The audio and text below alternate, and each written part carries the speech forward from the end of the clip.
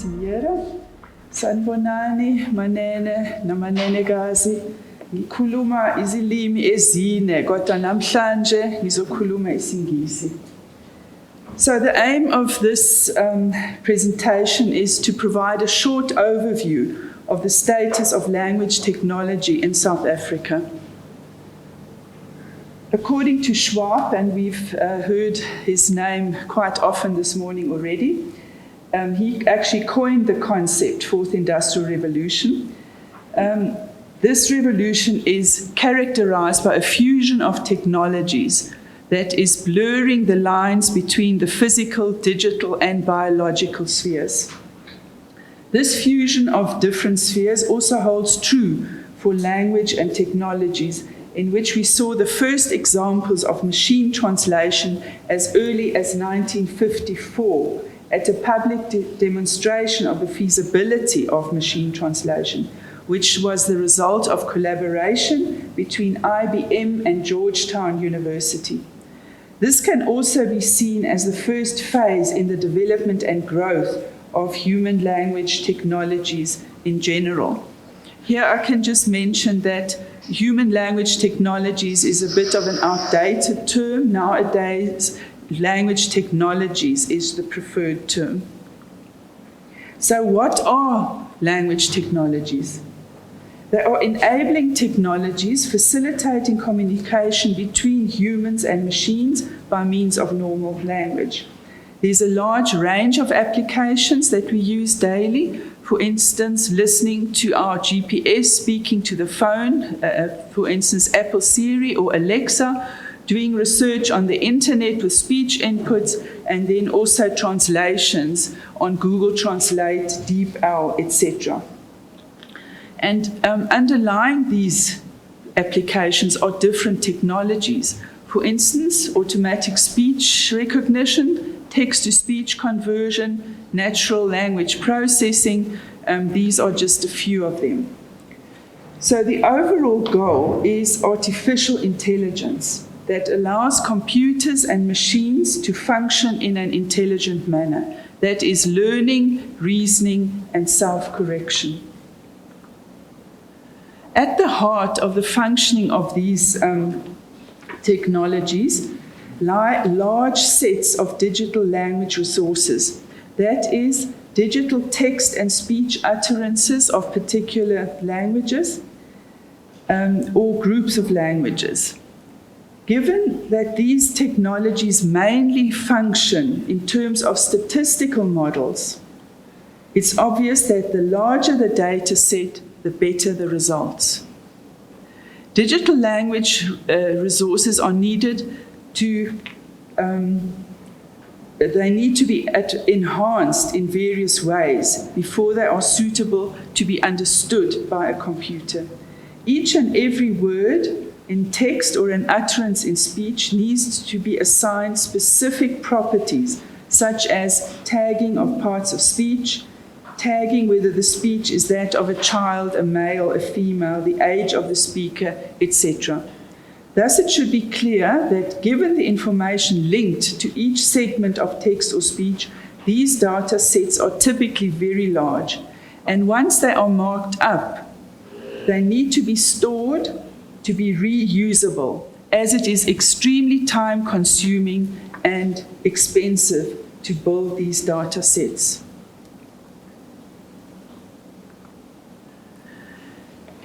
Now, as far as language technology development in South Africa is concerned, a bit of background. During the past 2 decades, there's been a lot of activity in South Africa as far as language technology development is concerned. But still, the so-called African languages, as well as Afrikaans, continue to be considered resource-scarce languages in a domain of digital communication compared to the so-called big languages of the world. So let's have a brief look at some of the activities that took place and that contributed to the status quo. At the turn of the century, several academics lobbied national government to take the lead in setting up an infrastructure to support development of all official languages, to keep abreast of development in ICT and language technology domains. And some of those academics are also with us today. In 2002, this eventually led to the establishment of a ministerial advisory panel that was tasked to develop a strategic plan for the implementation of HLT in South Africa. In 2006, the South African Department of Arts and Culture established an HLT unit which was responsible for driving the new HLT strategy.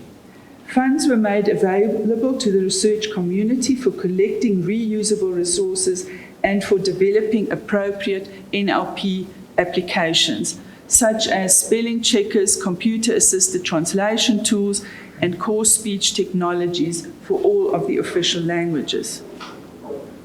The challenge was that the building blocks for these technologies were not available. Examples are large text corpora, recorded speech, and so-called core technologies were needed to develop the applications. The Ministerial Advisory Panel therefore advised a parallel strategy to address this challenge. Firstly, the development of basic language resources for all the official language on an open source basis, and secondly, a central repository to ensure the availability of reusable digital language resources for the official languages. The recommendation eventually became a reality with the establishment of a resource management agency known as RMA in 2012. Though commissioned, or through commissioned and owned projects, the RMA rendered impressive results in the acquisition, enhancement, and distribution of South African language resources and software tools. It can be mentioned that within the first 2 years, the RMA had 258 registered users, of which 157 were from South Africa and 7 from 5 African countries, 94 from 16 other countries worldwide. These resources and tools found their way into various research and development projects worldwide. Late in 2016, the South African Centre for Digital Language Resources, or SADiLaR in short, was established as a long-term initiative. It was an initiative of the Department of Science and Innovation, there it is a member of the new South African Research Infrastructure Roadmap. In 2017, the RMA merged with SADiLaR. The research and development entity, SADiLaR, comprises a hub which is hosted by Northwest University, and it's a link to a number of nodes, such as 2 departments of African languages, one at UNISA, one at the University of Pretoria, then the Centre for Text Technology at Northwest University, and the Human Language Technologies Research Group at the CSIR Maraka Institute. A 5th one is a partnership of various universities, and it is known as ISALDA.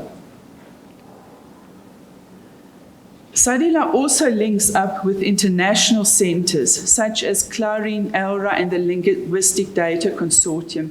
These are all represented on the scientific advisory panel of SADiLaR, and they render valuable advice to the new entity. So it's not a matter of reinventing the wheel. We are getting good advice from established international organizations.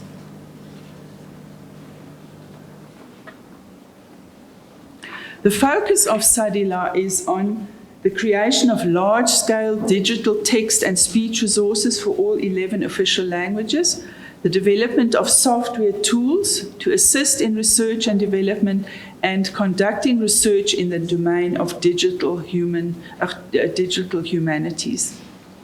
The resource index of SADiLaR already boasts a wide range of annotated text and speech resources, as well as software tools, and they are all freely available to researchers worldwide. Menno van Zanen will be talking more about the resources. The detailed information on the resource catalogue is also available on the SADiLaR webpage, which looks more or less like this. Searches can be done according to language, collection, media type, project, and resource type.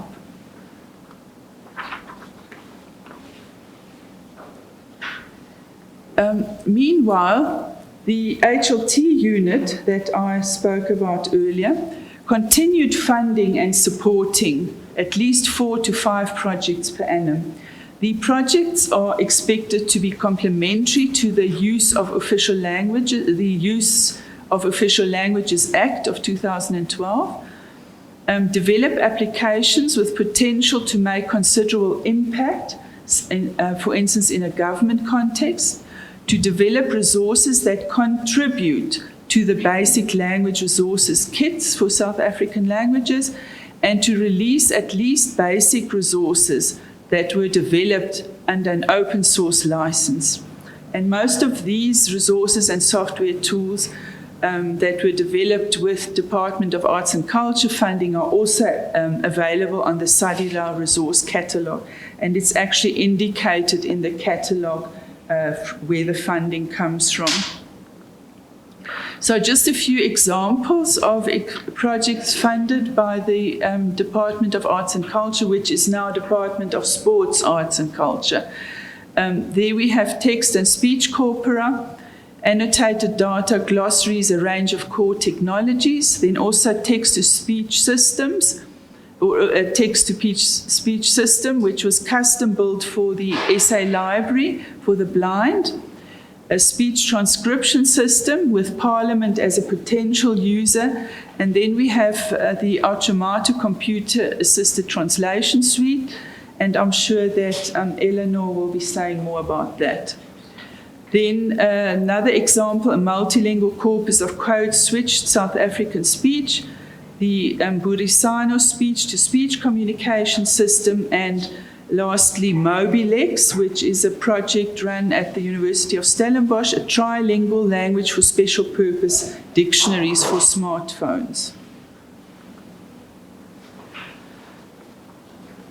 I would like to give some attention to the HLT audit. There were actually 2 audits done, the first one in 2009, and this will give us a better idea of the status of language technology in South Africa. The audit was conducted in 2009, as I said, and funded by the Department of Science and Technology. The need for a technology audit was evident in the HLT community, where discourse with respect to research and development was vibrant, but lacked an overview of the South African HLT landscape. A lot of work was done in isolation that people did not know of, and this audit actually brought everything together. The second audit was then one of the first projects funded by SADiLaR, and the purpose was to update the previous audit in the light of increased activity in the HLT field in South Africa during the 9 or 10 years in between, the increase in number of institutions taking HLT or undertaking HLT research and development, and also the increased local interest in digital humanities as a field of study. The recent establishment of SADiLaR also played a role.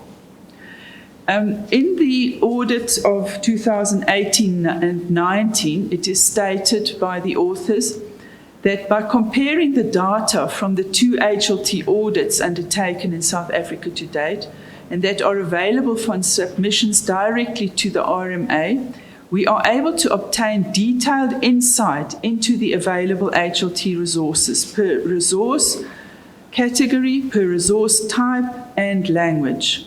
We are also able to identify resource types and languages which are lagging behind in terms of their development. Although text resource development has outperformed speech resource development, there are still many resources that need to be developed in both text and speech. On this slide, and I don't expect you to be able to read it all because it is available if you go onto this link of the audit. But it's the HLT component sum for resource types, and it provides an overview of the status of HLT development for the 11 South African languages. The chart indicates that text corpora and speech corpora are the most developed resource types, as you can see at the top, and the least developed type is speech-to-speech translation systems. In summary, according to the findings of the HLT audit of 2018, there has been significant progress since the 2019 audit. So what happened in the meantime is additional resources were developed across more languages, cutting-edge resources and language-independent resources have been developed.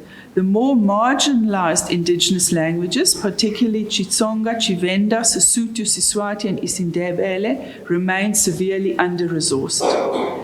Text resource development overtook speech resource development across all the languages. In the data category, there's been a significant increase in text resources for Sesotho, Setswana, Xitsonga, and Tshivenda, and in speech resources for English and Afrikaans. In the software category, there has been a notable increase in text resources for 10 of the 11 South African official languages. This also won't be readable, but it just gives you an idea. The green, column with the green color is resources that are freely available. The orange ones partially available, and the turquoise ones non-existent. So I think that gives one an idea that there is still a lot of work to be done. So in conclusion, the establishment of SADiLaR may be regarded as providing a long-term sustainable infrastructure in support of research and development of language technologies for South Africa. The HLT audit finding that although significant progress was made in the increase in resources within the 10 years from the previous HLT, there is still a large gap in available resources, is actually confirmed by what we saw on the previous chart. So the numerous activities of researchers over a period of at least 10 to 15 years, and it sometimes felt like never-ending activities, laid a solid foundation. So now it's all about filling gaps, identifying cracks, and laying some new bricks. Thank you very much.